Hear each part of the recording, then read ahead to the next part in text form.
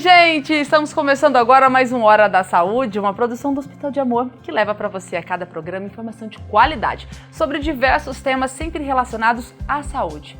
Qual é a sua percepção sobre você mesmo? Como e quando essa percepção foi definida? Qual é o impacto que essa percepção tem durante o seu dia a dia e nas suas escolhas? No programa de hoje nós vamos falar sobre autoestima e sua construção na infância. Para conversar esse assunto comigo, eu convido agora o Dr. Marcelo Gobo Júnior. Olá, Dr. Marcelo, tudo bem? Olá, Glaucia. A gente vai falar sobre autoestima. Exatamente. Um tema bastante importante e que tem várias repercussões para a saúde geral do indivíduo. A gente quer a sua ajuda nesse primeiro bloco para já começar a falar sobre isso. A autoestima, ela é basicamente a imagem que cada um tem de si mesmo.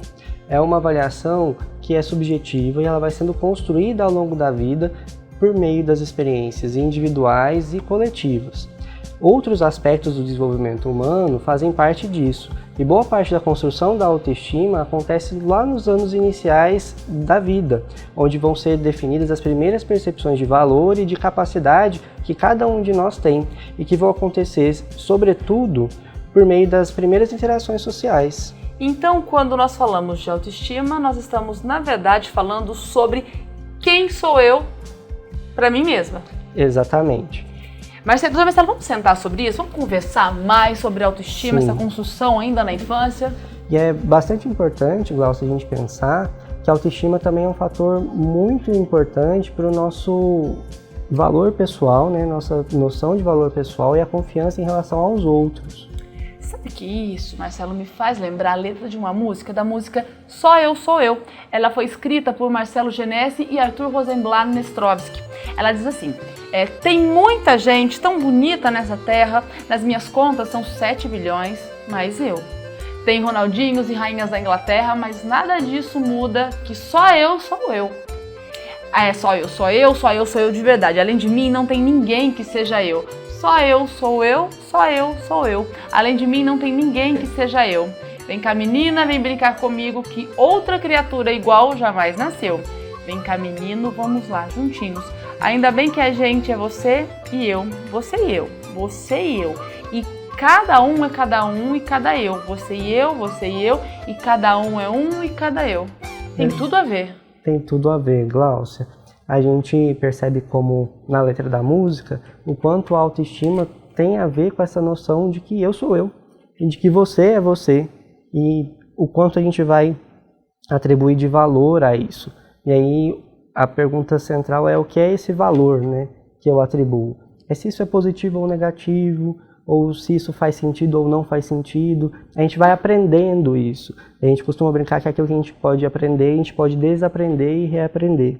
Então, dentro dessas fronteiras, dentro desses limites, daquilo que fazem parte da gente, a gente mesmo, a gente vai aprendendo que noção a gente vai fazer desse eu, né? Que valor a gente vai atribuir para esse eu. Isso parte de, dependendo do conceito teórico que a gente for utilizar, isso vai ter relação direta com as minhas necessidades individuais, que são básicas para aquilo que é humano. Então a gente assume, dependendo do modelo teórico que a gente usar para discutir, que algumas necessidades são universais e básicas, como a necessidade de ser amado, a necessidade de ter relacionamentos estáveis e seguros, a necessidade de sentir que você é capaz de tomar decisões sozinho e de ter isso respeitado. Essas necessidades básicas, elas vão fazendo parte da nossa construção de autoestima. Quanto mais a gente tem isso respeitado,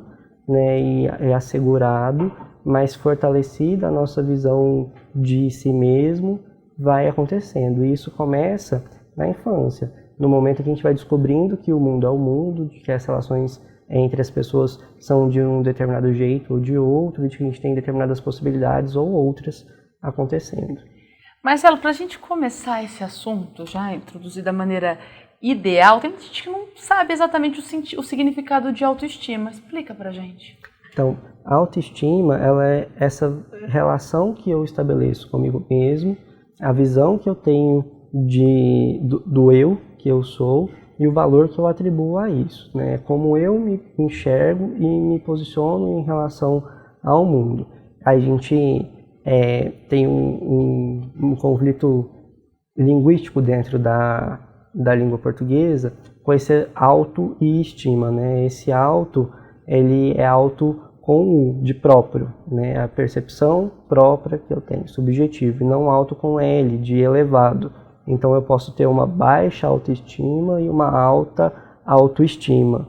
Ou melhorando as palavras, eu posso ter uma visão mais positiva de eu e eu posso ter uma visão mais negativa de eu, de acordo com o equilíbrio que eu vou estabelecer em relação ao ambiente, né? Então, existe uma confusão, então a gente fala, essa pessoa tem muito autoestima todos temos, mas que visão de eu aquela pessoa tem? É uma visão muito positiva, então ela tem uma alta autoestima.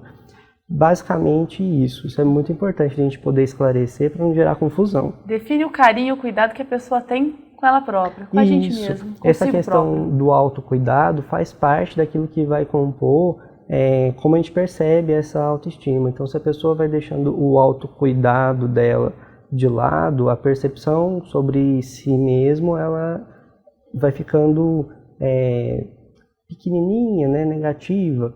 Então, a gente vai precisando estimular isso. Então, estimular esse autocuidado é um jeito de aumentar a sua consciência em relação à sua autoestima, a sua crença de merecimento, né? De você merecer esse cuidado. E isso começa quando a gente é pequeno. Isso começa quando a gente está na infância. Então, quem está assistindo a gente, que é pai, que é mãe, tem uma certa possibilidade de poder construir isso da maneira mais equilibrada e mais saudável.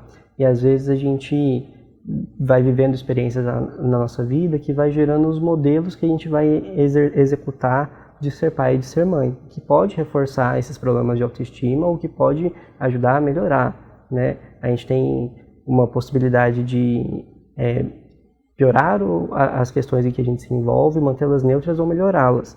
E a partir do momento que a gente começa a conversar sobre isso, a gente vai ganhando mais consciência para poder melhorar a situação.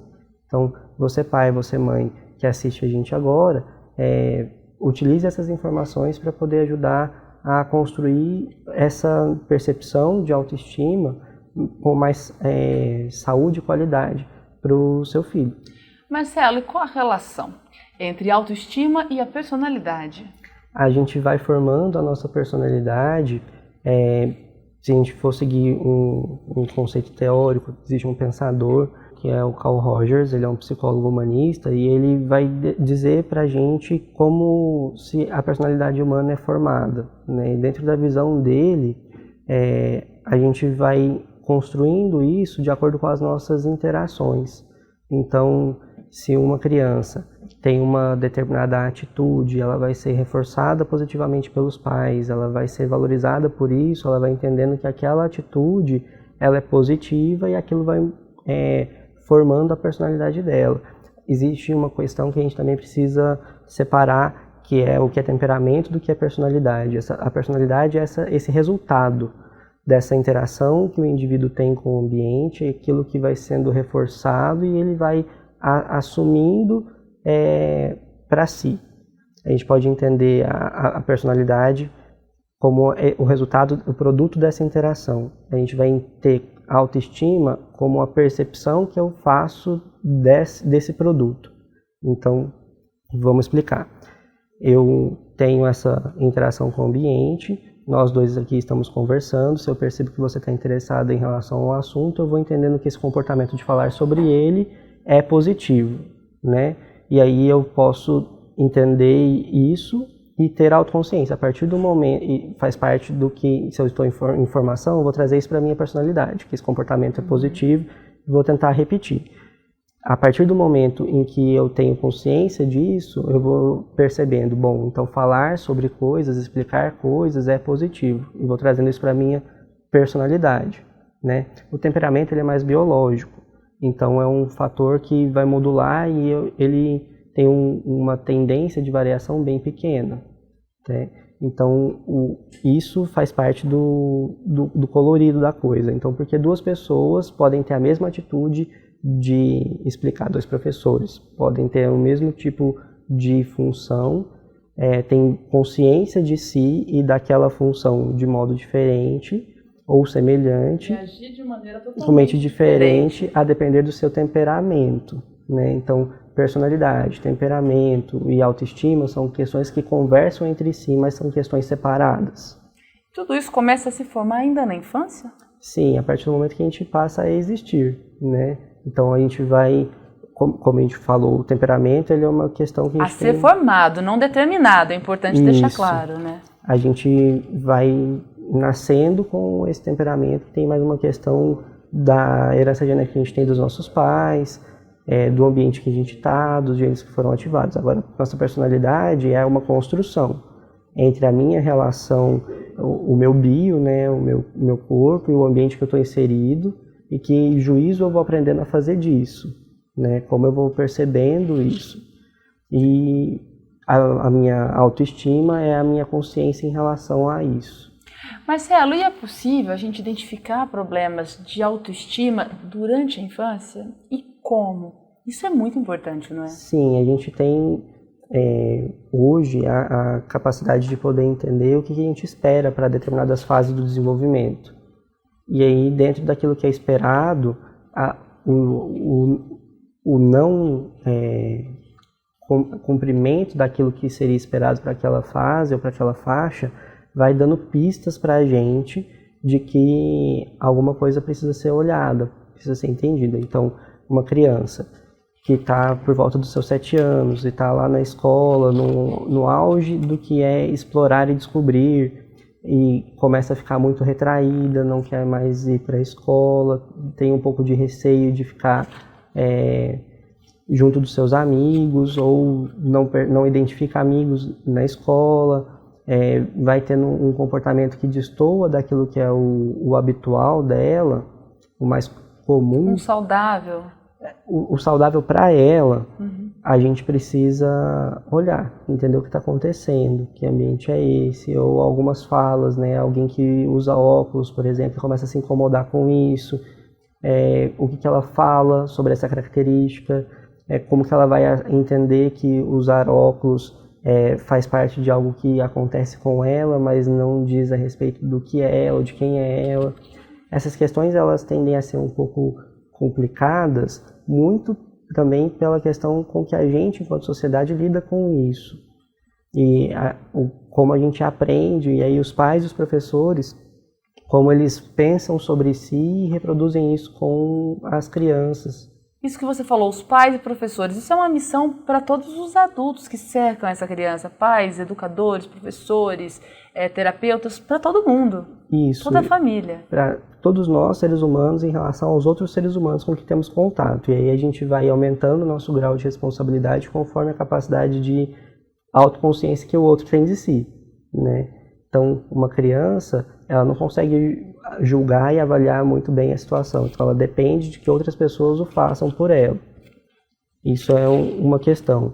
Agora, um adolescente, ele já vai ganhando um pouco mais de autonomia e liberdade. Ele vai aprendendo o que é saudável ou não, né? O que vai ser tolerável ou não. Então, uma criança que está sofrendo bullying na escola, como a gente já comentou aqui no programa, até como que ela vai aprendendo que aquela situação é tolerável ou não e como lidar com aquilo. Faz parte daquilo que é a construção de autoestima e da personalidade dela, estabelecer esse limite, estabelecer que aquilo não é admissível, né, que ela não vai tolerar. E isso vai nascendo muito dessa experiência de troca com os pais, de troca com os professores, de troca com o ambiente da escola, e no futuro isso vai repercutir no adulto que aquela criança vai se tornar. Então, o que ela vai admitir ou não no ambiente de trabalho, que valores ela vai incorporar para si, que ela vai entender como sendo justo ou não, como certo ou não, a capacidade que ela vai ter de refletir sobre aquele assunto. Tudo isso vai nascendo dessa interação que começa desde que a gente nasce e vai crescendo. Marcelo, e se eu te dissesse que no próximo bloco nós vamos contar com a participação da neuropsicóloga Marina Celestino Soares? O que você me diz disso? Eu ficaria muito feliz que ela vai poder nos ajudar a entender melhor esse assunto e a poder discutir ele com mais qualidade. E você tá vendo só? Continue conosco depois do intervalo. A gente tem um especialista no assunto para nos ajudar a discutir ainda mais sobre a formação da autoestima. A gente já volta.